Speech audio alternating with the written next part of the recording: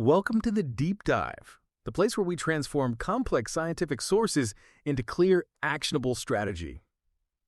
Today, we are opening up your kitchen cabinet. Right. We're diving deep into one of the most frustrating parts of daily life, cooking oil. I mean, if you're managing your blood sugar, you know this confusion. You're in the aisle, staring at, dozens of bottles. One friend swears by coconut oil. Your doctor's pushing olive oil. And you just want to know how to cook a traditional meal without wrecking your health goals. Why is this one ingredient so complicated? So our mission today is to cut through all that noise. We've gone through the research, focusing on the actual chemistry of fats, the MUFAs and PUFAs, and their impact on metabolic health. We're going to build you a clear, science-backed oil rotation system, one that's actually adapted for, the high heat and complex flavors of the Indian kitchen. And that system is so essential because we have to get this straight from the very beginning. The type of fat you cook with isn't just a detail about calories. It is a fundamental, active part of your diabetes management strategy. Choosing the right fat, well, it plays a huge role in controlling insulin resistance and ultimately in getting stable blood sugar. Okay, let's unpack that core connection. Because I think a lot of people think, carbs cause glucose spikes and fat is just fat. Why is the choice of oil so important to the glucose part of the equation? Well, it all comes down to what's happening at the cellular level. With type 2 diabetes, the biggest hurdle is insulin resistance. Think of insulin as the key that opens your cell door to let glucose in for energy. When there's resistance, the cell is basically ignoring the key. What the science shows is that certain types of fats can dramatically improve that communication. They actually enhance insulin sensitivity. It's like oiling a lock so the key works better. Your cells become more receptive, and that makes it easier for them to use glucose. But on the other hand, if you overload your system with the wrong kinds of fats, it creates a kind of metabolic static, It makes the resistance worse. And that turns blood sugar management into this constant uphill battle. So the quality of the fat is critical. Right. So let's identify the fats that are on our team, the ones that are actually helping. We should probably start with the undisputed heroes, MUFAs, monounsaturated fatty acids. This is, from what I've read, the safest, most diabetes-friendly choice. Oh, absolutely. The data supporting MUFA-rich oils is it's overwhelming. They give you 4 major benefits, and all of them are directly relevant to your metabolic health. First, as we just talked about, they directly improve insulin sensitivity. They make your body more efficient at using sugar. And that's the big one right there. What's the second major benefit? The second is that they fight inflammation. We're talking about that chronic, low-grade systemic inflammation. It's deeply linked to insulin resistance. MUFAs help lower that inflammation, which basically calms everything down at a cellular level so insulin can actually do its job properly. Third, they're fantastic for your heart, which is always a top concern in diabetes management. They help optimize your cholesterol. They often raise the good HDL cholesterol while, keeping the LDL in check or even lowering it a bit. And the final one is a huge practical benefit, especially if you're trying to watch your weight or just avoid overeating. Satiety. Exactly. When you use MUFA-rich oils in your meal, even small amounts, that fat helps you feel full for longer. That feeling of satisfaction, it helps reduce your overall calorie intake. And really critically, it lowers the chance of those grazing episodes that can send your blood sugar through the roof. Okay, so if we're stocking up the pantry, what are the specific MUFA-rich oils we should be looking for? Especially thinking about, regional Indian cooking. Right. So we are primarily looking at olive oil, and extra virgin is best for its polyphenols. Then mustard oil, groundnut, or peanut oil, which is a staple that's actually really good for you. Also rice bran oil and canola oil.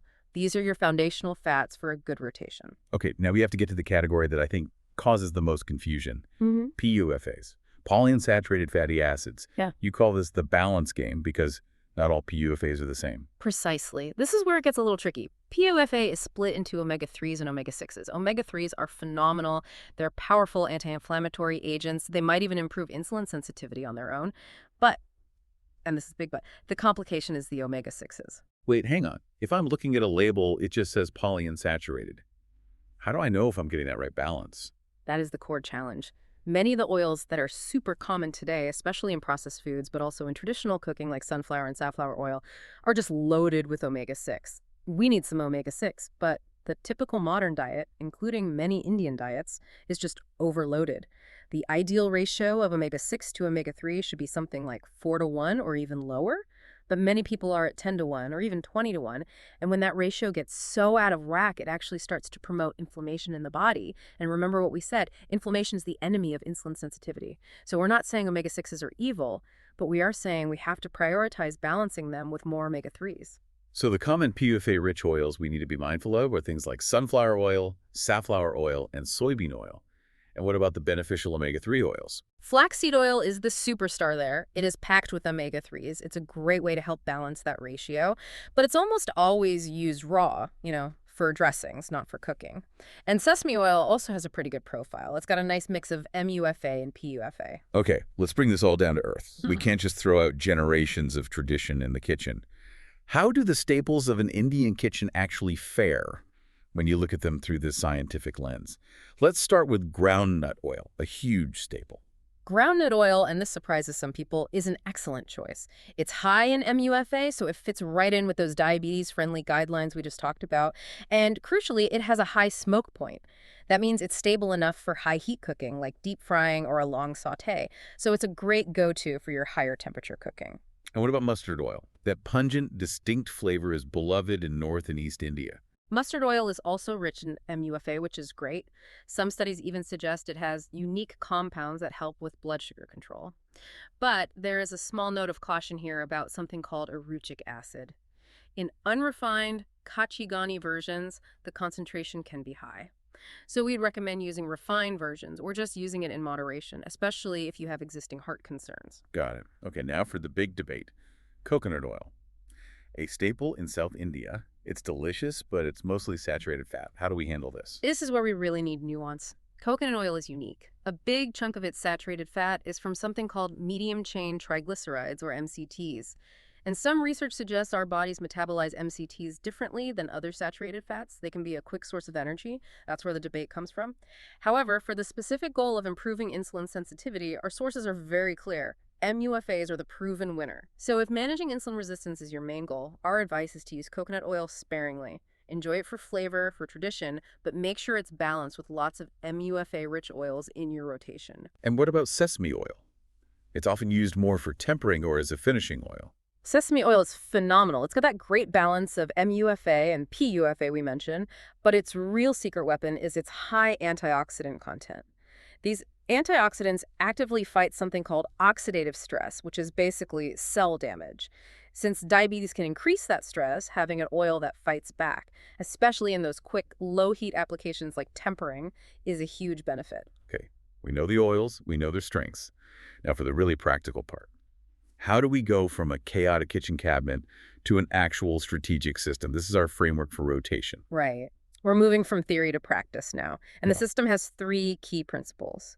We need to stop just grabbing whichever bottle is closest, and we have to start making choices based on the heat. Let's start with the first and maybe the most critical rule, cooking method matching. High heat can actually destroy the good stuff in oils, right? Turning good fats into bad ones. Exactly. You absolutely have to match the oil's smoke point to your cooking technique.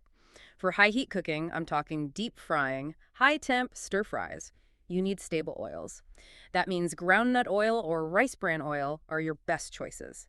For your everyday medium heat sautéing, mustard oil or sesame oil work really well. You get the flavor and the health benefits without the oil breaking down. And for low heat or raw uses like salad dressings or dips, you want the oils with the most nutritional value intact. So extra virgin olive oil or flaxseed oil. That makes the rotation systematic, not just random. It's about using the right tool for the job. Yeah. So what's the next layer? The weekly strategy. A weekly rotation just ensures you get that variety of benefits. You might decide, okay, Mondays and Wednesdays, I'll use olive oil for my morning paratha. Then Tuesdays and Thursdays are for mustard oil in vegetable curries. And you save the groundnut oil for higher heat cooking on the weekend. It just prevents you from accidentally overloading on any one type of fat, especially omega-6. Okay, now let's talk about the big one, portion control. Even the healthiest oils are pure fat. And if you use too much, it just cancels out all the benefits we've been talking about. The source says no more than 1 to 2 teaspoons per serving. This is the non-negotiable step. And let's be honest, trying to make a flavorful Indian curry for a family with just a few teaspoons of oil, it can feel impossible, but we have to stick to that goal. So how do you actually do that? How do you keep the flavor? You need to use some tools and change your technique a bit. First, I strongly recommend getting measured dispensers or even good quality spray bottles for your oils. Before you start cooking, Measure out your 2 teaspoons into a little bowl. That's your limit for that serving. Done. And second, you have to embrace non-oil cooking methods to build flavor. Sauté your onions and spices in a little bit of water or vegetable stock first. You build that flavor base, and then you add your measured oil right at the end for the final tempering or for that richness. It cuts your oil usage way down without sacrificing taste. Okay, so let's apply that to a typical day. For morning meals dosa, Uttapam use that small measured amount of a MUFA-rich oil like ground nut or rice bran. That sets a stable tone for the whole day. For main meals, that's where you use your rotation. Mustard oil for curries. Sesame oil is perfect for tempering dal with that quick burst of heat. And rice bran oil is great for something like biryani because it has a neutral flavor, but it also has beneficial compounds that are good for cholesterol. And snack time should be mostly dry roasted. If you're roasting nuts, use a controlled spray of olive oil. The advice is clear. Minimize deep-fried snacks. But if you are going to indulge, make sure you're using a stable, high smoke point oil and keeping the portion tiny. Which brings us to our final section, personalization and sustainability. We've given you the framework, but your metabolism is unique. What works for one person's blood sugar might be slightly different for you. And that's why we really encourage you to monitor yourself. For the first month or so of trying this rotation, just keep a simple food and blood sugar diary. Note the oils you used and check your reading 2 hours after your meal. That data will show you which specific oils are giving you the most stable results. And be patient. You won't see results overnight. The signs of success, like better energy, feeling fuller, and especially improvements in your next cholesterol or HbA1c test, they take weeks to show up. Consistency is so much more important than trying to be perfect every single day. And a practical tip for budget and quality: buy smaller bottles of several different oils instead of one giant one. Freshness really matters. Yeah. When oils go rancid, they not only taste bad, but they can actually contribute to that inflammation we're trying to avoid. So store them in a cool, dark place away from the stove. Look, the path to managing diabetes effectively means understanding the science of MUFA versus PUFA, applying a practical rotation system, and, prioritizing variety. It's about moving beyond just restricting things and toward making intentional, sustainable choices for your health. So take a look at the oils in your kitchen right now. Look at your main staple, check its profile, and plan out your first week of rotation. Focus on enjoying the different flavors, not just on what you're cutting out. You now have control over this incredibly powerful tool that lives right in your kitchen cabinet. Knowing that, what other overlooked daily habit or ingredient, something that seems too small to matter, are you going to investigate next to support your long-term health? A really powerful thought. Take control of your kitchen, and you take control of your health. Thank you for joining us for this deep dive. We'll be back next time with more actionable insights.